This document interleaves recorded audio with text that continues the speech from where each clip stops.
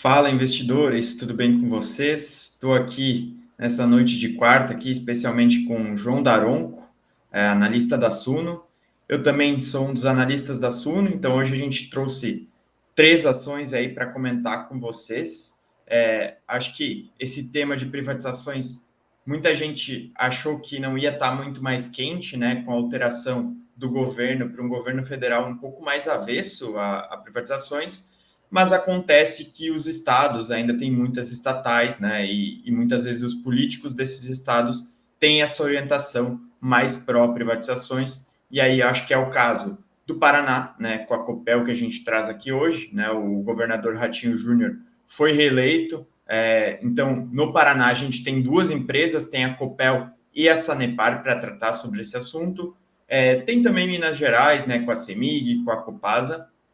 Também tem o Rio Grande do Sul, com o Banrisul aí representando o setor financeiro, tá? Então, acho que essas três empresas que a gente selecionou hoje é para pegar ali uma do setor elétrico, uma de saneamento e uma do setor financeiro, né? Um banco.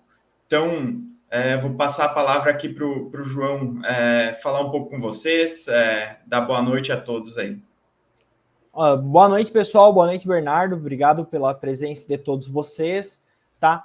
Queria lembrar também a todos que a gente está trazendo um presente para vocês, que é o e-book 101 perguntas e respostas de fundos imobiliários. É só vocês baixarem, tá na descrição, tá no chat. É só por 48 horas, então corre, tá? Esse e-book geralmente ele é pago, a gente está trazendo para vocês de forma gratuita, então vão lá e baixem.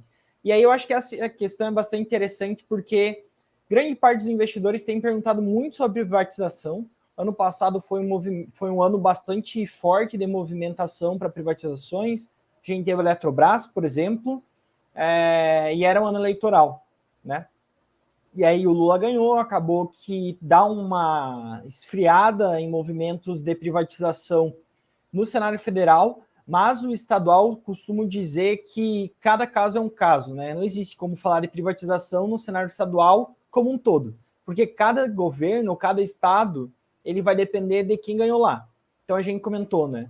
Minas Gerais, talvez o estado mais pró-privatizações do Brasil hoje, a gente tem o governo novo lá, que deve andar com algo no CEMIG, eu não ficaria surpreso se andasse.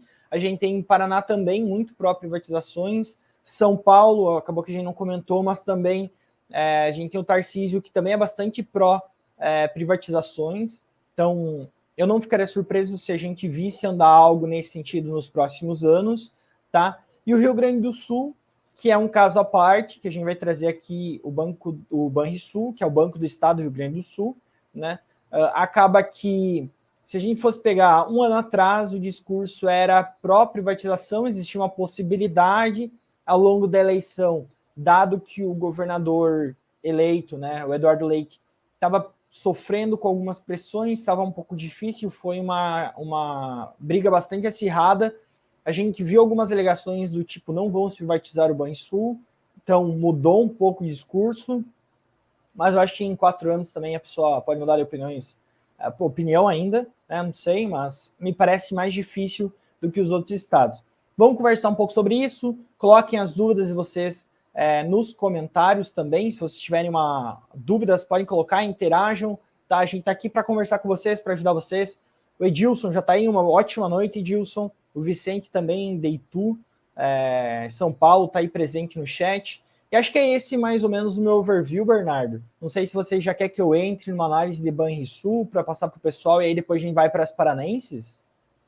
Acho que é interessante, né? Só pontuar aquilo que tu falou, que acho que dentre todas essas que a gente citou, o Banrisul acaba sendo a principal incógnita, né? Justamente porque o governador reeleito ele deu uma declaração contrária, ao contrário dos outros governadores que a gente mencionou, que já se manifestaram a favor, até andando um pouco mais no caso da Copel, né? Mas acho que a gente pode matar aí a principal incógnita antes, então fala um pouco de Banrisul para o pessoal, depois a gente vai para as paranaenses. Ótimo, estou aqui com o Status Invest para a gente dar uma olhada em Banrisul, nos dados que a gente tem mais atualizados do banco, tá?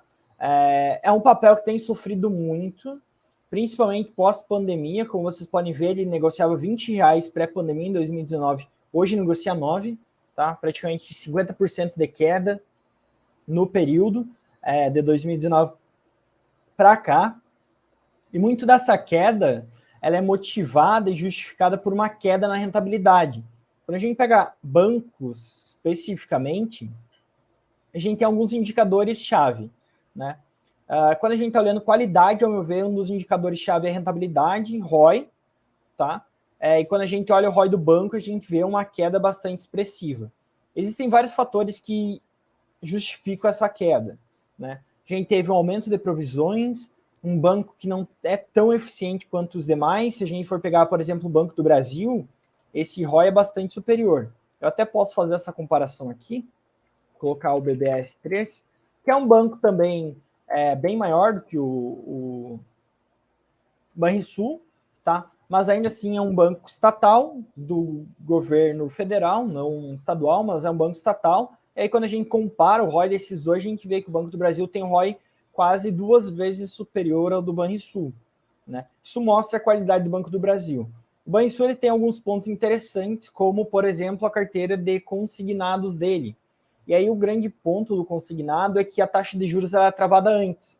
Então, como a taxa de juros do Brasil ela subiu muito no último ano, nos últimos anos, a gente tem uma taxa de juros que tinha sido travada em um valor, a taxa que eles ganham, essa taxa de juros subiu, o spread do banco caiu, a gente tem uma diminuição na rentabilidade. É mais ou menos isso que eu vejo do Banco do Estado do Rio Grande do Sul, tá? O Banrisul. Quando a gente pega, então, de qualidade, é um banco que sofreu muito e piorou muito nos últimos anos. Quando a gente vai ver essa curva, só em 2020 a gente tinha visto algo abaixo de 10%, abaixo de 2 dígitos. Isso se repetiu agora em 2022, né? Então, é uma preocupação, o banco está menos eficiente e, querendo ou não, destruindo um certo valor do seu acionista, né? Por outro lado, a gente tem um P sobre VP, que é um outro indicador bastante interessante de valuations de banco, próximo a 0,44. 0,44 é muito baixo, tá? É nível 2015, quando a gente via um banco também bastante endividado e bastante numa situação financeira bastante difícil. No caso, quando eu falo um banco endividado, tem a ver com o índice de Basileia dele, tá? Uma questão de alavancagem. Então, era um banco que estava com o índice de Basileia não muito saudável, no momento financeiro do Brasil como um todo bastante difícil, por isso esse desconto. Se a gente vai olhar o histórico, a média histórica, a gente está falando de 0,9 basicamente, ou seja, o banco ele deveria pelo menos dobrar para chegar próximo na média, e ainda assim essa média não seria uma vez valor patrimonial, seria negociado abaixo. Tá? Se a gente olha pares comparáveis, por exemplo, tanto o Banco do Brasil quanto a média do setor, a gente está vendo que o Banrisul negocia muito abaixo do Banco do Brasil, por conta da rentabilidade, tá? E também a metade da média do setor, que também mostra que o ativo está bastante descontado. Deve pagar bons dividendos, tá? Isso se reverte em dividendos para o Estado para conseguir fazer algumas obras. Dividendo de duplo dígito não é o dividendo do Banco do Brasil, mas ainda assim 10% não é o dividendo de se jogar fora, né? E é mais ou menos isso que eu vejo. É um banco que acaba por estar sofrendo muito, por ter uma carteira de crédito muito pesada em consignado. É forte no Rio Grande do Sul, 1/3 das agências são do Banrisul. Ele tem uma exposição muito grande ao agro, e agro é 45% do PIB do estado, porém tem sofrido muito. E como a gente comentou, né? Eu acho que assim, voltando para o assunto agora que a gente olhou os indicadores, contou um pouco da história, olhando para o quesito privatização, Bernardo, eu acho que num curto espaço de tempo eu não teria como cenário base privatizar. Eu acho que seria ótimo, tá? O banco ele precisa aumentar a rentabilidade dele. E na mão da iniciativa privada, me parece que a rentabilidade iria aumentar, né? A gente teria mais eficiência.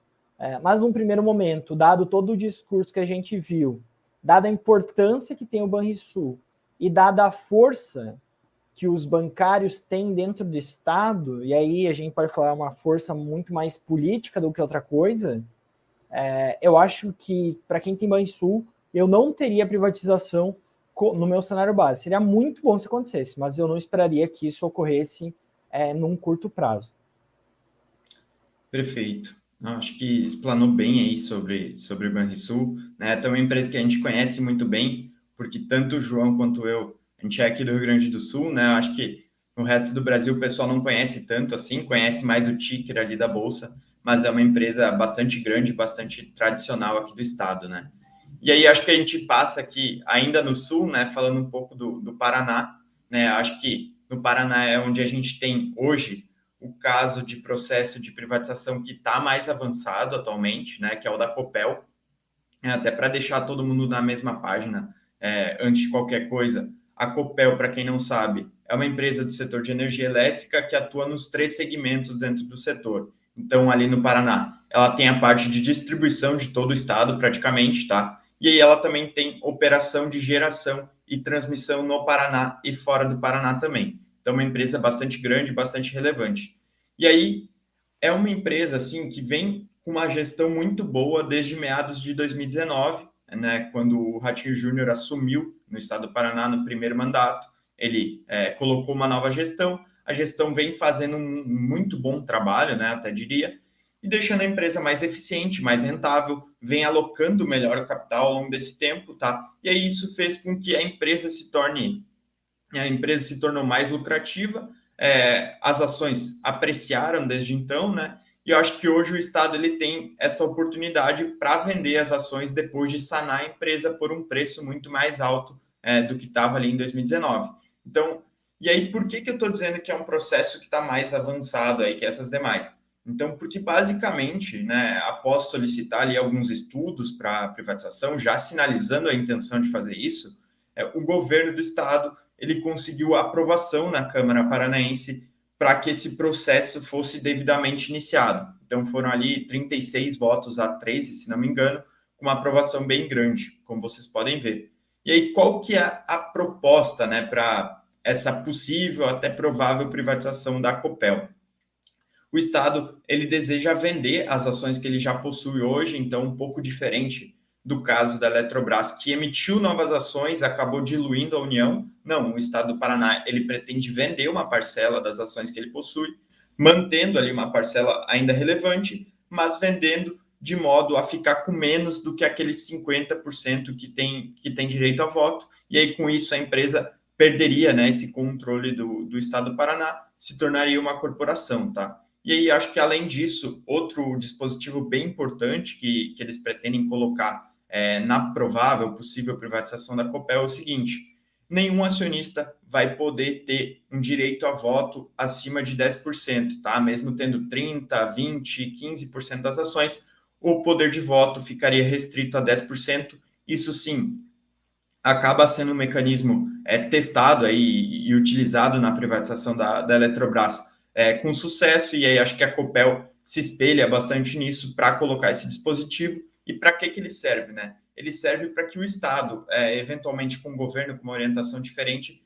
não tente retomar o controle, né? Caso o Estado pretenda comprar mais ações para chegar ali aos 50% novamente, não vai adiantar tanto assim, porque o poder do voto, né, está restrito ali a 10%. Então, é semelhante à Eletrobras nesse caso, é uma proposta que acabou se espelhando na Eletrobras. E aí, eu comentei com vocês que a Copel hoje ela tem uma boa gestão, então por que seria interessante, né, uma privatização na Copel? Acho que é uma coisa que bastante gente pergunta, é uma empresa lucrativa, gera bastante resultado, então por que privatizar? Acho que tem dois pontos principais, tá? O primeiro de tudo é que a gente, com uma privatização da Copel, a gente pode ter segurança que essa boa gestão deve continuar, tá? E aí, depois de 4 anos aqui, quando tiver uma nova eleição, a gente não vai ficar com aquele risco de que essa gestão mude novamente, tá? Toda orientação estratégica, enfim, acho que afasta esse risco, né? Mantém a chance das pessoas que estão lá hoje em dia fazendo um bom trabalho continuarem, eventualmente, a empresa também trazer outras pessoas muito boas. Acho que esse é um ponto bastante positivo caso a Copel venha a ser privatizada.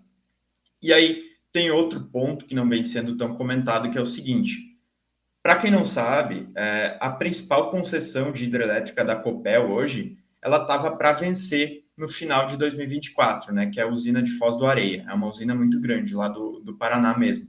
E aí existiu uma condição para a Copel conseguir renovar essa concessão que era a Copel tornar essa usina privada, ou seja, a Copel teria que vender pelo menos o controle dessa usina para conseguir renovar e manter ali 49% ao invés dos 100% que eles têm hoje em dia. Então, ela venderia 50,1%, por exemplo, e aí manteria pelo menos a metade, né, próximo da metade dessa usina no portfólio, sem precisar disputar aí uma nova licitação para renovar esse contrato.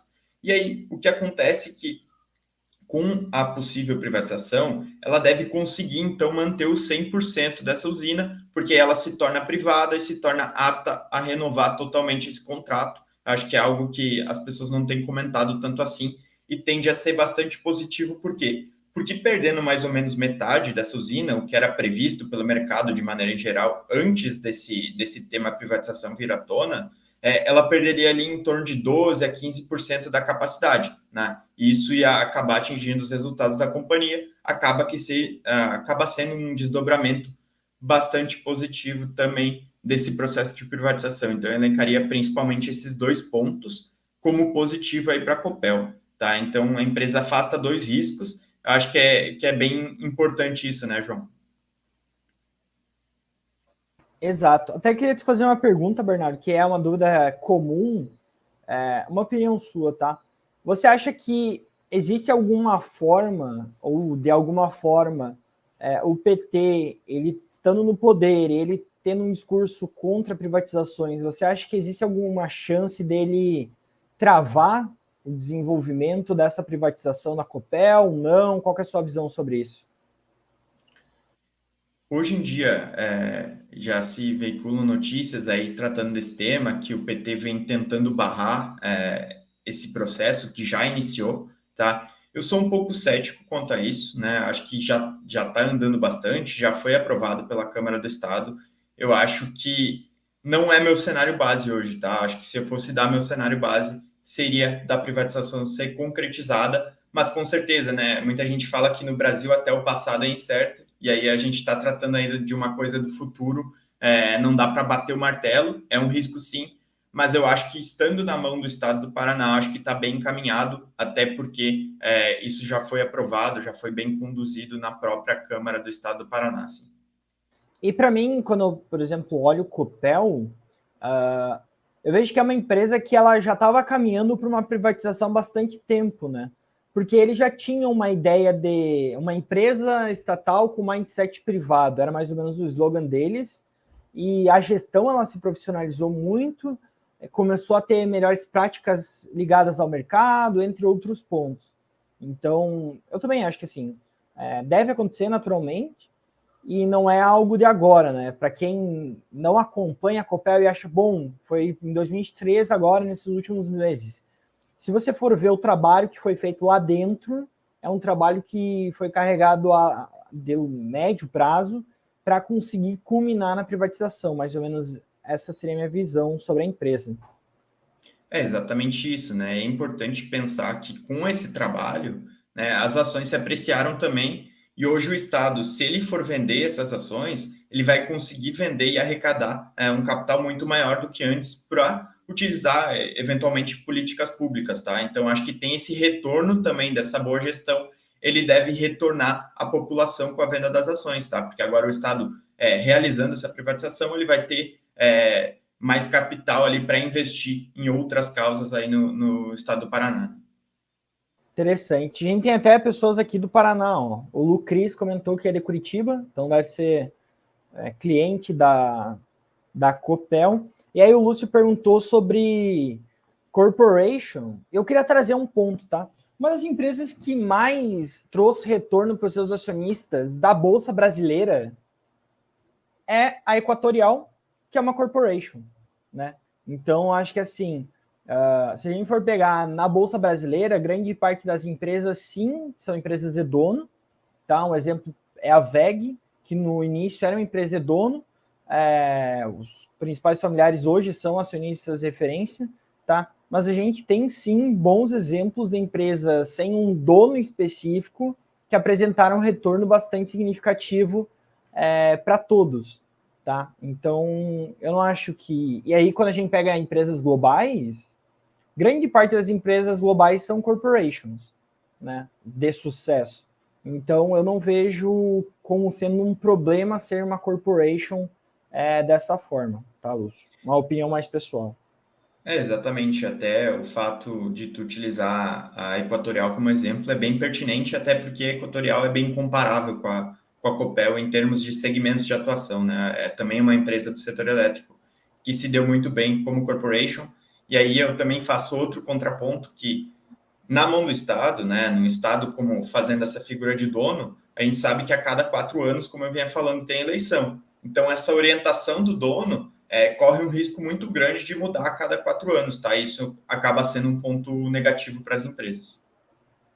Eu não acompanho, mas Taesa eu acho que também é uma corporation, não?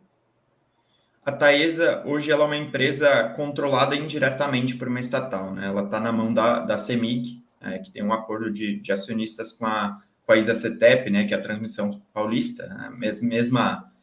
A mesma controladora da Transmissão Paulista, no caso, e aí acaba que a gente enxerga hoje a Taesa como uma estatal indireta, né? Ela não é diretamente uma estatal, porque é uma estatal que controla ela. Ah, interessante. Boa. E aí, se vocês tiverem qualquer dúvida, podem colocar aí no chat, pessoal. Nossa ideia aqui, como eu falei lá no início, é conversar, tirar as dúvidas, trazer a nossa opinião sobre esse assunto, sobre empresas no geral, tá? E aí, puxando a questão do Jair, até sobre... Aí a gente já puxa o gancho para a próxima empresa. O que você acha, Bernardo, da possibilidade de acontecer a privatização na Sanepar? Existe algum tipo de indício? Existe algum tipo de indício sobre isso? Ótimo, acho que é o gancho perfeito aí da gente fazer com a Copel, porque todo mundo pensa, né, nessa história toda de um governo paranaense bastante orientado para a privatização, onde fica a Sanepar nessa história, que também é uma empresa controlada pelo Estado do Paraná. Acho que é inevitável até que a gente pense que, se o governo atual é favorável à privatização da Copel, por que ele não seria também, né, uma desestatização da Sanepar? E acho que, quando o início da condução da privatização da Copel foi divulgado, inclusive, ali em novembro, se não me engano, as ações da Sanepar, elas acabaram apreciando bastante, né? Foram ali no embalo, chegaram próximas a R$ 4. Hoje, até diria que já meio que entregou quase toda essa alta. Então, esse otimismo já foi um pouco embora aí por conta da parte do mercado. E aí, o que eu penso, né? Eu acho que, por mais que a aprovação e até a base do governador do estado seja bastante ampla para fazer esse tipo de processo andar, eu acho que dificilmente ele iniciaria ali duas batalhas ao mesmo tempo, né? Porque a gente sabe que, em qualquer contexto, uma privatização sempre vai ser um processo complexo, então eu não vejo como tocar as duas ao mesmo tempo, tá? Então acho que é natural também a Copel ir antes, ou poderia ter ido a Sanepar antes também, tá? E aí, se fosse o caso da Sanepar estar andando, eu também acharia normal o fato da privatização da Copel não estar em pauta ainda, tá? Então, acho que, dito isso, em primeiro lugar, assim, para colocar todo mundo na mesma página, é um caso diferente desse caso da Copel, porque no caso da Copel, um processo já foi iniciado, tá? No caso da Sanepar, o que a gente tem hoje acaba sendo uma especulação, né? E aí acho que vale a gente pensar no potencial, né, de uma possível privatização da Sanepar, caso isso venha a ocorrer, caso esse papo comece a andar como andou para a Copel, né? Acho que tem uma métrica bem interessante para saneamento, que é bem didática até para a gente estimar um valor parecido com o que tu fez ali com bancos, né? Com o Banrisul, Banco do Brasil, que a métrica é a seguinte, tá? A gente olha a base de ativos regulatória da empresa, e aí o que é a base de ativos regulatória? É basicamente aqueles investimentos que a empresa fez na concessão que são reconhecidos para compor a tarifa que ela cobra dos clientes. Então, quanto maior for essa base de ativos, melhor para a empresa, tá? E a gente pega essa base de ativos e faz pelo EV da empresa. Então, a gente pega o EV sobre a base de ativos regulatória para chegar ao múltiplo aí. E quando a gente pega para a Sanepar, na cotação atual, ela vem sendo cotada a um valor de firma ali próximo de 0,57, 0,58 vezes a base de ativos regulatória. Então, está até, acho que um pouco abaixo aí do preço sobre o valor patrimonial do Banrisul que tu vinha comentando.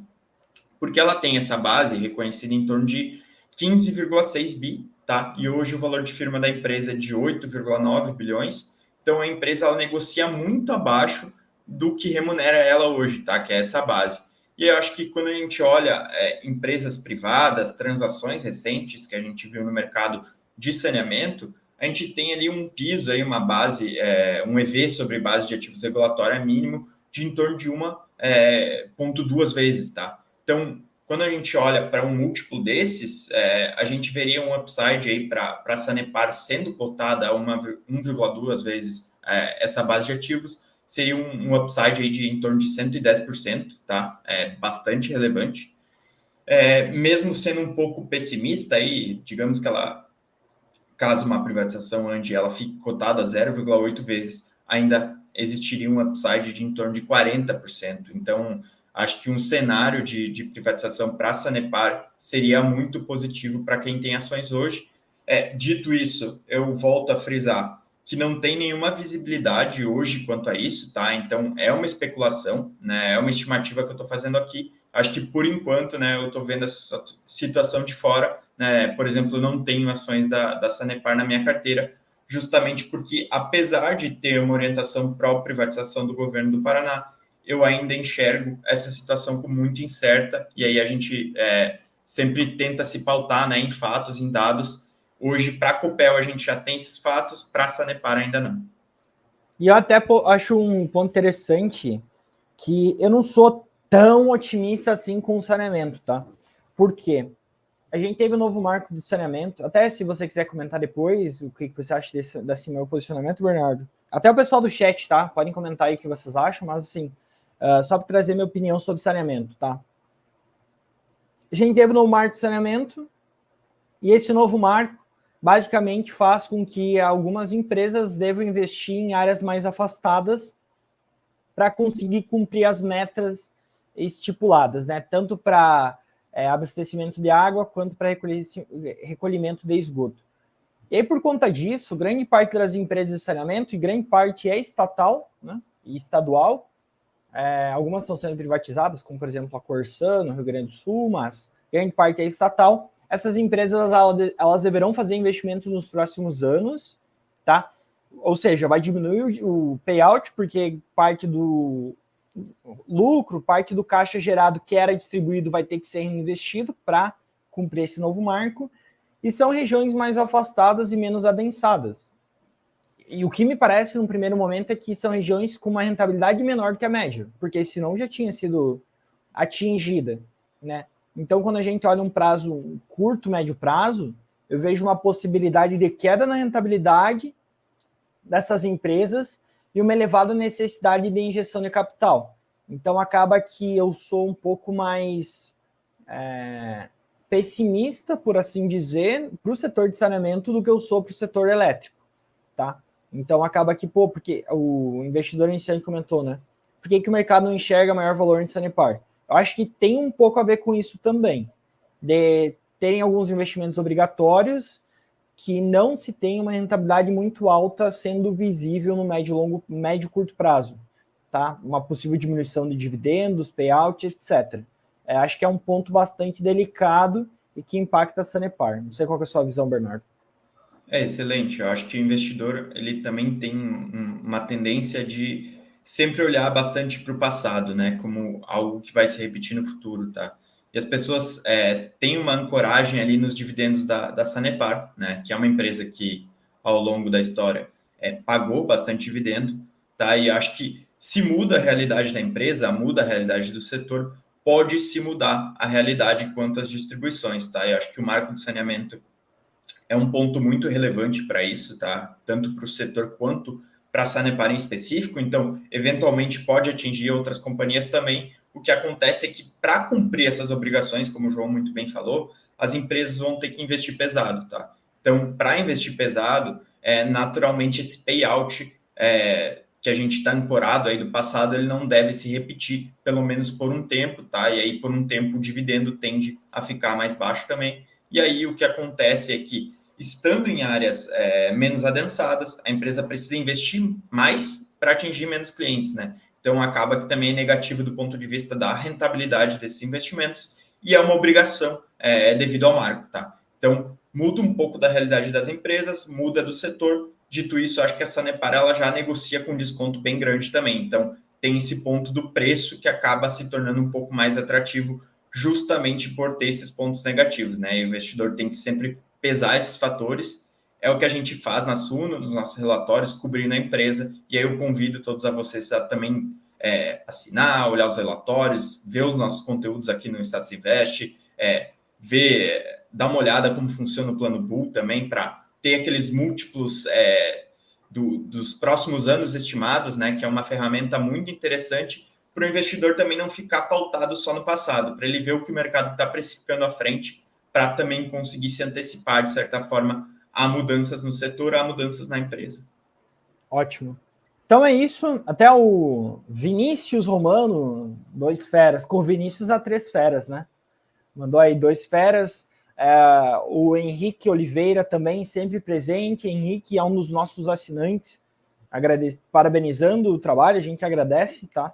Por todos os feedbacks. Se vocês tiverem qualquer feedback, pode mandar no chat, pode mandar nos comentários, pode mandar no nossos Instagram, o Instagram do Bernardo, tá aí, Bernardo Vieiro, no meu também. Então, a gente sempre fica feliz em ajudar todos vocês. Se vocês tiverem mais alguma dúvida, coloque nos comentários, a gente pode responder mais alguma dúvida para conversar um pouquinho sobre, e aí finalizar. Só vou pegar essa da Sabesp.